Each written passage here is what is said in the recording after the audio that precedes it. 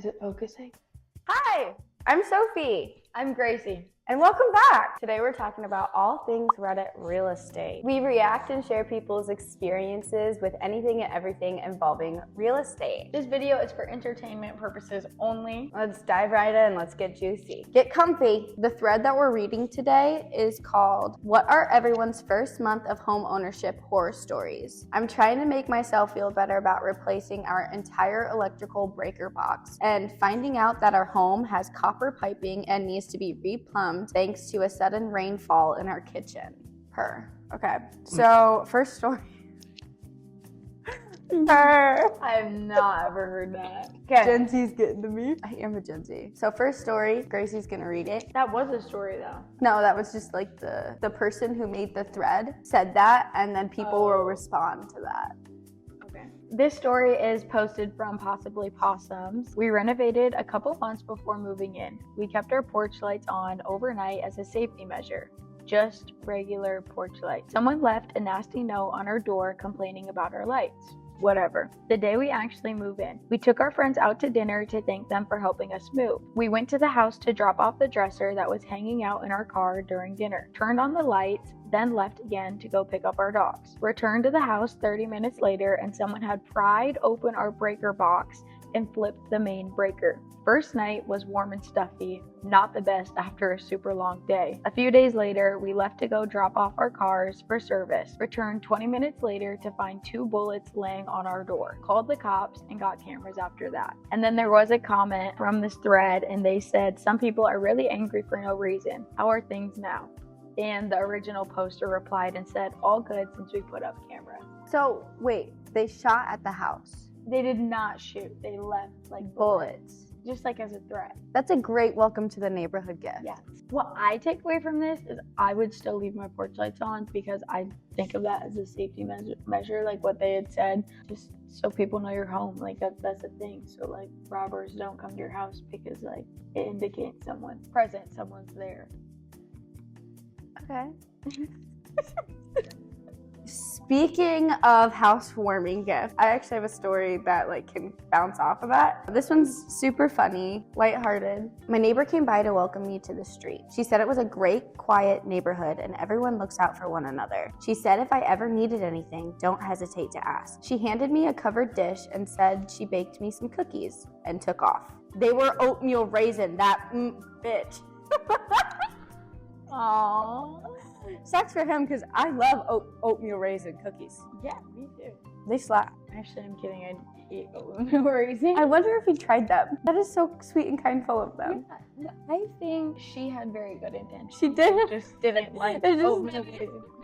But yeah, sucks for them. If a I neighbor would have eaten those oatmeal cookies. Yeah, if I had a neighbor do that, I would love them forever. Okay, so story number 3. This one is good. Had a $1,000 water bill first month. We didn't move in until a month after we had closed, and unbeknownst to us, the builder set the water sprinklers to run from 6 a.m. to noon every day, so the brown sod they installed would turn green. Most expensive grass I've ever had.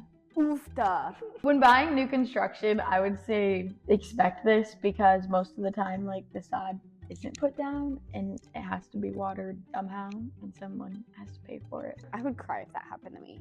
This is another reason why you need to save up as much money as you can for home ownership because there's things that occur that you don't expect to happen. Very good point, Gracie. So this one I'm really eager to talk about. A lot of people need to know about this one. A week or 2 after I closed, my insurance company ended my coverage due to lack of maintenance by the previous owners, obviously. It was so stressful to think that I had bought an uninsurable house. The house was covered in vegetation from ground to roof, so maybe I should have expected it. After about 60 days, a ton of work, both me and a contractor, and an appeal, I got reinstated. I have never felt such a stress relief in my life. And someone responded to that and said that they had a similar experience due to overhanging trees on their roof and peeling paint. It's so crazy that an insurance company can break up with you over something like that. Yeah. I was today years old when I found out that insurance companies have like major trust issues. I feel really bad for the original poster. It's so scary thinking that your home is not going to be insured and like all your valuables and stuff in it, but dedication to her and the contractor for putting in all the work. Right? So these threads, we've seen like a handful of stories relating to like terminating an insurance due to the tiniest things. So when you do buy a house, before you buy a house, find an insurance company that you trust. And that you know will insure your home. Yeah. Okay, next story. Found out the entire back half of our house had no foundation. Turns out the addition that was built in the early 2000s was just some guy doing everything himself. He built an extra 1,000 square foot space and a second story while only putting in support on the outsides. Our inspector must have been too far to crawl around down there and missed it. $7,000 later, we're all right, but that was a big one to miss.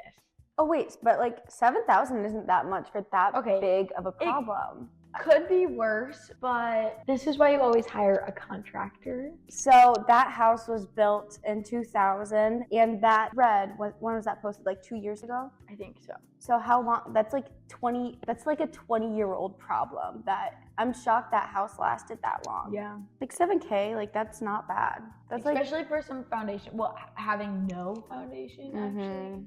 But okay, so this is our final story that we're going to talk about. I had a brand new build. My first night in the townhome, the first floor flooded with sewage. The builder sent out a plumber to scope the line, and it was from the cleaning crew flushing shop cloths. They paid $10,000 to clean, sanitize, and replace the hardwood. But it sucked. My new house was tainted 12 hours with other people's shit. See, we've seen a lot of problems on this thread with new construction homes, particularly with plumbing and like pipes bursting. So let this be your sign to always get a home inspection, even if you have a new construction home. Having a new construction home is even more of a reason to get a home inspection. I agree. Just to make sure that like it's fully built right. You'll find so many inspectors. Just talk to any inspectors that you know about new construction and they will say that it's horrifying sometimes. So that's yes. Which one was your favorite story? Let us know. Yeah, let us know in the comments. And if you have like any experiences that you've gone through and you want to share, yeah, we would love to know. We would love to read through it. So comment down below. Other than that, I think that's all we have for you. We're gonna have more. Just wait. Until the next video. Yeah, until the next video. And you know what that means you have to do? You have to subscribe to keep up with us. We hope you enjoyed. Make today a great day, not a good day.